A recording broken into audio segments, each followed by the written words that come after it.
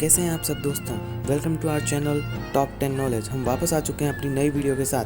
आज हम बात करने वाले हैं टॉप 10 डेंजरस ट्रेन्स के बारे में। जैसा कि हम सब जानते हैं, दुनिया में ज़्यादातर लोगों को ट्रैवलिंग पसंद होती है और ट्रेन से ट्रैवल करना बहुत ही अच्छा होता है। लेकिन कुछ ट्रेन रूट्स ऐसे भी हैं जहां पर लोग जाने से पहले 10 बार सोचते हैं। तो आज हम उन्हीं 10 ट्रेन रूट्स के बारे में बात करने वाले हैं। तो चलिए बिना किसी देरी के आज का वीडियो शुरू करते हैं। और हाँ, अगर आपको ये वीडियो अच्छी लगे तो इसे शेयर, लाइक, कमेंट ज़रूर करें और मेरे चैनल को सब्सक्राइब करना ना भूलें।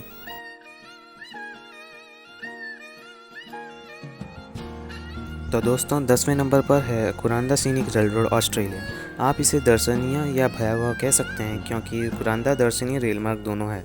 बैरन जॉर्ज रेल नेशनल पार्क के माध्यम से यात्रा करते हुए रेलमार्ग यात्रियों को लकड़ी के क्षेत्रों और इसके वनस्पतियों और जीवों और राजसी झरनों के आकर्षक दृश्य प्रदान करता है।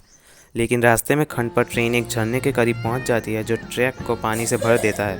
इसके अलावा सुरंग, तेज कोने और ट्रेन के करीब निकटता में चट्टानें कुरांदा को एक दर्शनीय रेलमार्ग बनाते हैं। इस वजह से ये कुरांदा सीनिक रेल रोड बहुत खतरनाक रेलवे है।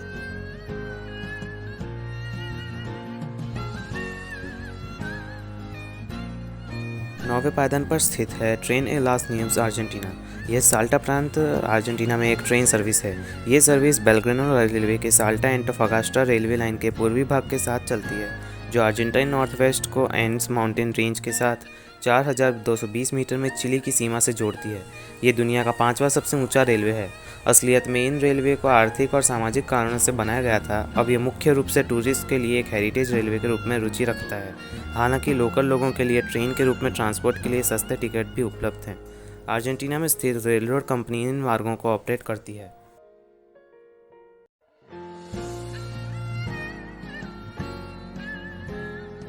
8वें नंबर पर आता है डेथ रेलवे, थाईलैंड। थाईलैंड के इस रेलवे को दुखद कारणों से डेथ रेलवे के नाम से जाना जाता है। इस तथ्य के अलावा कि इस विश्वासघाती पहाड़ी मार्ग पर यात्रा करने वाली ट्रेनें पूरी तरह से उजागर हैं। नीचे की घाटियों में पटरियों को गिरने से कोई वास्तविक सुरक्षा नहीं है। ऐसे नाम के पीछे एक गहरा और अधिक परेशान करने वाला इतिहास है। दूसरे विश्व युद्ध के दौरान कई देशों के जापानी अधिग्रहण के दौरान जापानी सैन्य प्रशासन युद्ध के कई कैदियों के साथ छोड़ दिया गया था। जापानी युद्ध के प्रयासों में सहायता के लिए इन लोगों को विभिन्न प्रोजेक्ट्स पर काम करने के लिए भेज दिया गया था। उनमें से एक प्रोजेक्ट था थाईलैंड बर्मा रेलवे की इमारत, जो यांगोन और बैंकॉक से जोड़ती थी। रेलवे को बाद में डेथ रेलवे करार दिया गया क्योंकि हजारों कैदियों की बीमारी, अतिवृद्धि, खराब स्वच्छता और भूखमरी के कारण मौत हो गई थी। रेलवे का काम पूरा होने तक लगभग 1 लाख कैदियों की और मजदूरों की जान चली गई थी।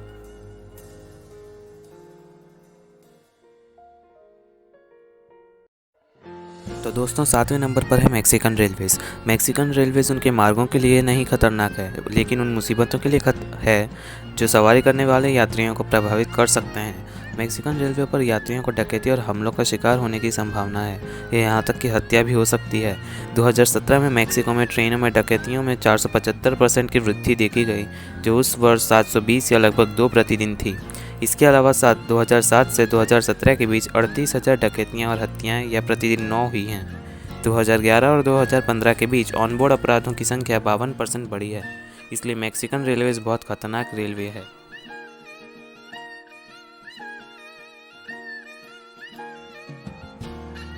छठे पायदान पर स्थित है मैकलोंग रेलवे, थाईलैंड। मैकलोंग रेलवे सिर्फ लोगों के करीब नहीं पहुंचता है, यह एक बाजार के बीच से होकर निकलता है। मैकलोंग रेलवे ज़्यादातर अपने बाजार के लिए जाना जाता है, जिसे उचित रूप से मैकलोंग रेलवे मार्केट कहा जाता है, जो रेलवे लाइन पर फैला हुआ है। थाईलैंड के सबसे बड़े सीफूड बाजारों में से एक, इसका नाम टलटरोमहुक अम्ब्रेला पुल डाउन मार्केट है। जब ट्रेन पहुंचती है तो रेल लाइनों के साथ वेंडर अपनी जागृति को खींचते हैं और अपनी दुकान के मोर्चों को रेल से वापस ले जाते हैं और ट्रेन बाजार के बीच से होकर गुजरती है। एक बार ट्रेन पास होने के बाद वेंडर्स अपने जागरण को कम कर देते हैं और अपने काम में वापस चले जाते हैं। ये ट्रेन थाईलैंड में 30 किलोमीटर प्रति घंटे से चलती है।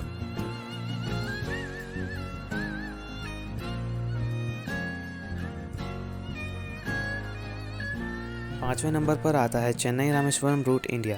भारत के बाकी हिस्सों में रामेश्वरम के द्वीप को अलग करने वाले चैनल को फैलाते हुए भारत में चेन्नई रामेश्वरम रूट पंबन ब्रिज के पार चलता है, जो इंडियन ओशन के ऊपर बनाया गया था। 1914 में यातायात के लिए खोला गया ब्रिज कभी कभी समुद्री पानी से भर जाता है और पानी के ऊपर तेज़ हवाओं का मतलब है कि ट्रेन केवल 15 मील प्रति घंटे की यात्रा कर सकती है, क्योंकि यह मुख्य भूमि से द्वीप और वापस फिर से यात्रा करती है। रामेश्वरम को भारत के सबसे पवित्र स्थानों में से एक माना जाता है और इसी कारण से यह एक पर्यटन स्थल है। लेकिन पैसेंजर्स का कहना है कि ट्रेन से जाना और समुद्र पार करना एक डरावना अनुभव है। फिर भी वे कहते हैं कि क्षेत्र में रफ पानी और लगातार तूफान के कारण नाव से जाना अभी भी बेहतर है, अगर आप इसकी कल्पना कर सकते हैं।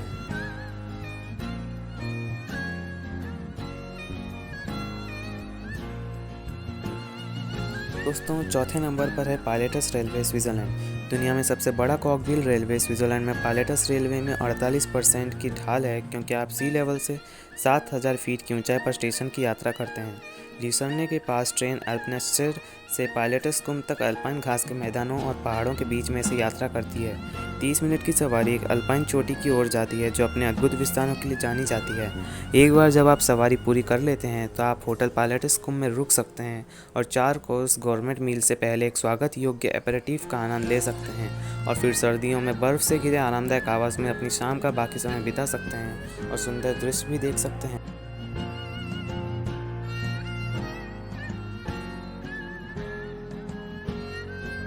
तीसरे पायदान पर स्थित है White Pass and Yukon Route, Alaska.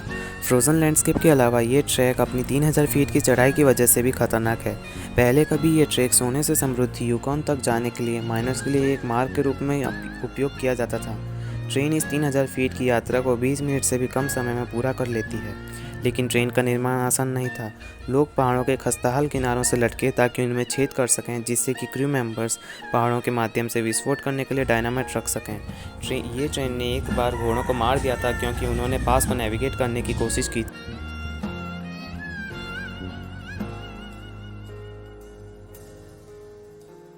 दूसरे नंबर पर आता है मिनामी आसो, जापान। जबकि ट्रेन खतरनाक नहीं है, लेकिन जिस इलाके को वह पार करती है वह खतरनाक हो सकता है, क्योंकि मिनामी आसो रेलवे एक सक्रिय ज्वालामुखी के बेस से होकर जाता है। यह ट्रेन टाटिनो ब्रिज को भी पार करती है, जो लकड़ी और स्टील से बना हुआ है और उसके नीचे पानी बहता है। ट्रिप एडवाइज़र ने मिनामी आसो पर ट्रैक को एक सुखद 30 मिनट की सवारी के रूप में कहा है, जो कि सुंदर दृश्यों के लिए माउंट आसो को पेश करता है। लेकिन हम अभी भी पुल से गिरने के बारे में सोच रहे हैं, जबकि 2016 के भूकंप में हुए डैमेज के कारण लाइन का कुछ हिस्सा बंद है, लेकिन ट्रेन अभी भी चलती है। सवारी करने के लिए 2018 की लागत लगभग 954 रुपये है।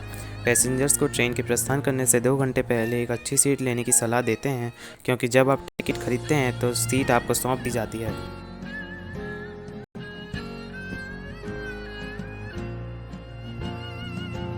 पहले नंबर पर आता है nose of the devil equator. पहाड़ के किनारे पर गाड़ी चलाना असामान्य नहीं है। ट्रैक में सिचुएक होते हैं जो जहां ट्रेन एक जंक्शन से आगे जाती है, फिर आगे बढ़ने से पहले अगले खंड पर वापस जाती है। एक ही रास्ता है जिससे इंजीनियर्स ट्रेन को पहाड़ पर ले जा सकते हैं, जो है द कॉन्डोर सेरी, जो अलौसी और सीबम के शहरों को जोड़ता है। ट्रेन का ट्रैक बनाना उतना ही मुश्किल था जितना कि यात्रा करना। 3000 जमैकन्स और 1000 प्यूर्टो राइकन्स प्रोजेक्ट पर काम करने के लिए मंगवाए गए थे। उनमें से लगभग 2000 लोगों की जान चली गई थी। फिर भी डेविल्स नोज़ देश का मशहूर ट्रैक है।